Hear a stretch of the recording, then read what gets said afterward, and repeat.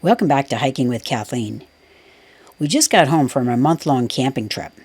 As we were putting away our gear and cleaning up the yard, we found out that our yard was being returned to its wild state. Find out what moved in and what we did about it. So, after we returned home from about a month's worth of camping, just got home from Charleston Lake a week ago, I have to show you what we came across because it's sort of a difficult situation of what could happen in your backyard when you leave it deserted and nice and quiet for a period of about a month. It's like nature takes over, in this case, animals. So I'm going to show you what I mean. We're in the process right now of waiting for a person from the city to come here and help us with this situation. We have our rain barrel, and tarped is our wood pile. When we arrived home and we took on the monumental task of doing the yard work after lots of rain and lots of warm weather, what ended up happening is we have a canoe that's located by our deck, and it was covered in a tarp. In removing that tarp, it had sun rot, and it was something we wanted to dress up the yard a little bit better because we had a bonfire here with some friends just 3 nights ago. In taking that tarp off the canoe, Shannon happened to notice that there was a kitten that was on the grass moving around. Not yet able to walk. Its eyes were open, its ears were open. And anyway, that's what led us to the full discovery, because then we unfolded the tarp that we were peeling off the canoe, and we found 3 more siblings. So we do have, they actually did not enjoy that location, even though we put them in a nice comfortable carton, and that's because it's located by our air conditioner. So the mother moved them one by one to this wood pile. So they're under the tarp, under the bottom shelf of the wood pile, and underneath them is concrete. So it's actually a perfect location because we've had, 30 plus degree weather pretty well ever since we got home. And so it keeps her cool. She's a black cat, her kittens are dark colored, and so it keeps everybody a little bit cooler, and they're under the tarp, so they're pretty weather worthy that way. And we're now waiting for the person from the city to come, and she is going to bring with her a live trap. The live trap is what will catch the mother as the mother makes her way back to the young. At this time, I can see what's going on in her den because I put in like a baby monitor camera. And so I've been watching, and it's been an extremely fascinating experience to watch how attentive and how good this mother is at nurturing her young. So we've had a chance to watch that for about the last 8 days. Today is Tuesday, the time of this recording. So I'm going to show you, although you'll have a better image shortly, this is how I keep tabs on how things are going in the kitten den.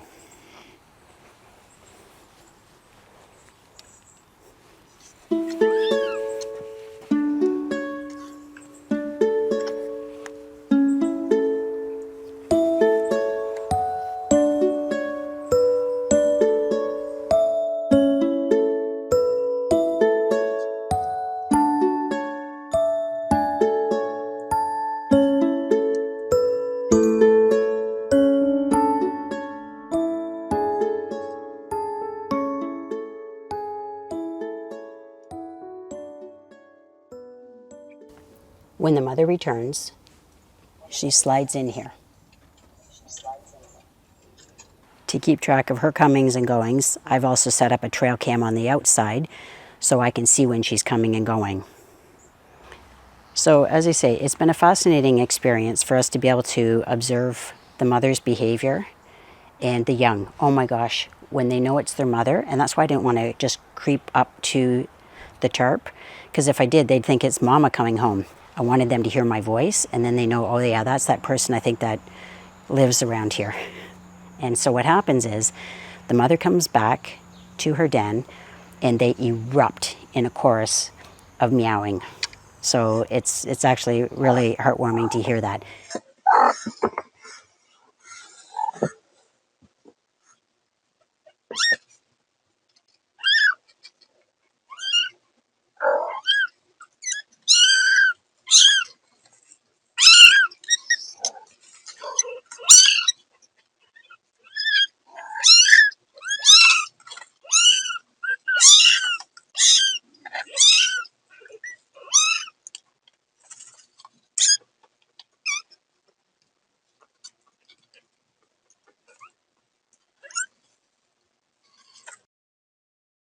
So you may be wondering why we're getting the city involved. And the reason we want to do that is because they will bring a live trap, they'll trap the mother, and they'll put a stop to the process of giving birth to her young throughout the neighborhood, where these will just be feral cats. Okay? The mother was owned by somebody at some point because she's not terrified of me. She just simply sort of tolerates me and knows that, okay, she associates me with putting out cat food. But we want her to get spayed. Ultimately, because we will be turning them over to the animal care and control, they have, their outcome is 100% is the goal, to be able to rehome and allow the animals to live on without being euthanized. The reason their percentage, because I looked at their stats before I made the phone call, their stats are 96%, and that's because sometimes animals that are turned over to them are dogs that have severe behavioral problems, so they will bite or attack, or it might be a very badly hurt or diseased animal, dog or cat, and that's where they will have to euthanize those. But as for the majority, like these healthy young 4 kittens and their mother, the mother looks like she's in such great shape. She's probably, you know, within a couple of years of age. But we have to stop the cycle of allowing animals to give birth and populating a neighborhood. This isn't where you would normally expect to find a wild cat. And I know there are places where people drop them off, and of course that's absolutely the wrong move. Here's the reason. They are not native to this area. That is not something where they can easily adapt to the community in which they are, you know, dropped into. Yesterday, I saw her dart. I saw on the baby cam, I saw her dart out from her home and stop right there in front of that shed. There's patios, there's bricks. And the reason she did that is she caught a chipmunk like that and killed it immediately. Okay, I took my binoculars. I could see from my home office what it was. I didn't know what it was right away. She then went behind our cabin, was there for a period of time, and then she ended up over in this garden. Do you know what's left? She ate everything but the tail. I thought, oh my God, this is going to be a gory scene. I know I've seen it when I've brought you out on hiking trails. She ate everything. I was surprised. So anyway, this is why we want to put a stop to this. We normally have a beautiful water feature we love putting up in our yard when we're home from our travels, when we're camping. And there's no way I was going to put that out because it would go in the garden opposite this privacy fence at the back end of the deck. And I didn't want things that were right within reach of her or her kittens that they can catch. Like, it's as if drawing birds and other animals in so that they can be caught just outside their den. So I don't really want this to be a killing zone. I know that it happens in nature, and I understand that. I eat meat. Shannon eats meat. So the thing is, we understand the cycle of life, but we don't necessarily want to have feral cats living in our yard, you know, engaging in that. And anyway, so this is where we're turning it over, and we want it to be handled as humanely as possible, where they are then adopted out to a loving family. Miley would probably eat this black cat or her young. So we don't want to risk that. And we're happy with having one cat. Miley's kind of territorial and jealous. We know that from when we've come home from a friend's place and have the odor of a cat on our on our clothing. We don't get a very warm welcome, and we don't want it to turn into a behavioral problem for Miley, like, you know, where they urinate on certain things in order to show you their displeasure.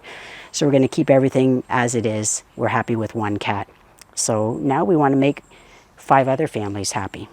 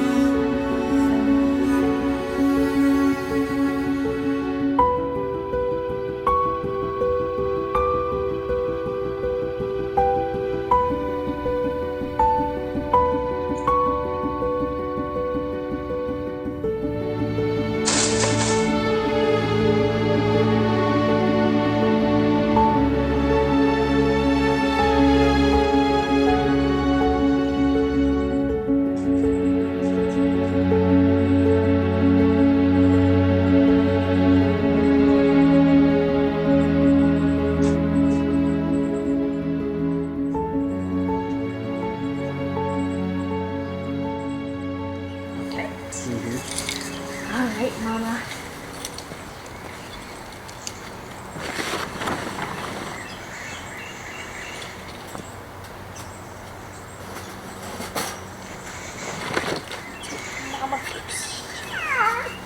the whole time.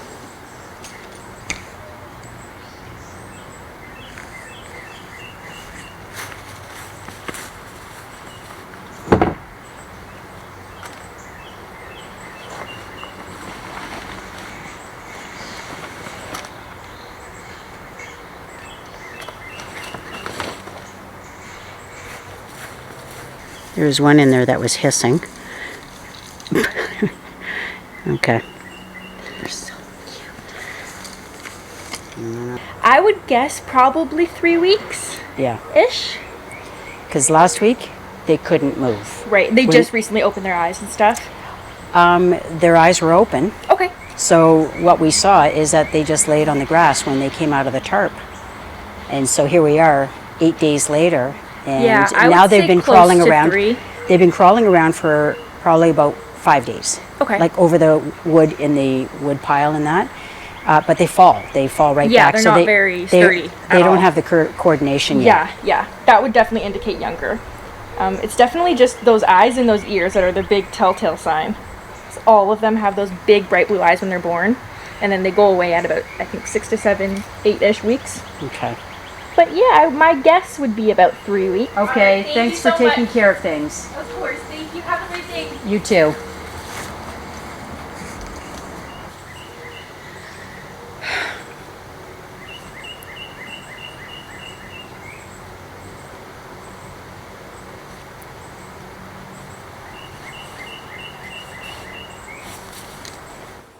So there's no other way of putting this.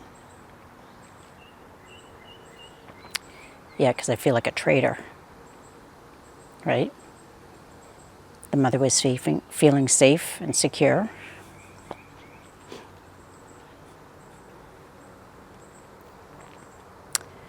She was very, very stressed out when the live trap caught her.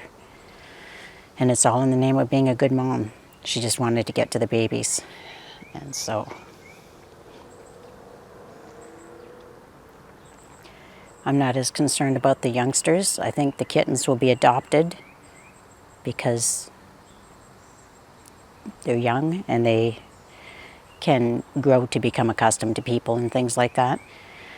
I don't know the mother's history. I don't know if somebody just got her when she was a kitten and then moved, let her sort of run free, decided they didn't want the expense of having a pet. So this is the downside to having a pet when you're not ready for it. It's very unlikely that somebody kept her, loved her, and she chose to be wild instead. So anyway, that is the process, but this is the responsible way of doing it, where you don't just let them continue to build a colony of feral cats in a community. You know, and I know there's wildlife that's at risk, which is something I don't want to have happen in my yard. I want my yard to be seen as a bit of a sanctuary, and I know that wildlife eats other wildlife in many forms. But anyway, I just wanted to be able to show you the process of what it looks like when you have a feral or a homeless cat in your neighborhood, and what I would deem to be the responsible or the right way to handle it. I know there's other folks that would say, get her spayed and then release her to the wild. And that may in fact happen. And that's what Edie, the young woman who came to take care of this situation, indicated. That if she is not able to settle down, if the mother is not able to settle down and become acclimatized to human touch and human company, then it might be that she'll be released within a kilometer of this area. And I would be absolutely fine with that, because she will be, I know, have her wild tendencies, catch more chipmunks, birds, things of that nature, and I don't like that part, but she was a lovely cat and just an amazing, amazing mom. So anyway, I wanted to wrap up today's video with that, so thanks for joining me.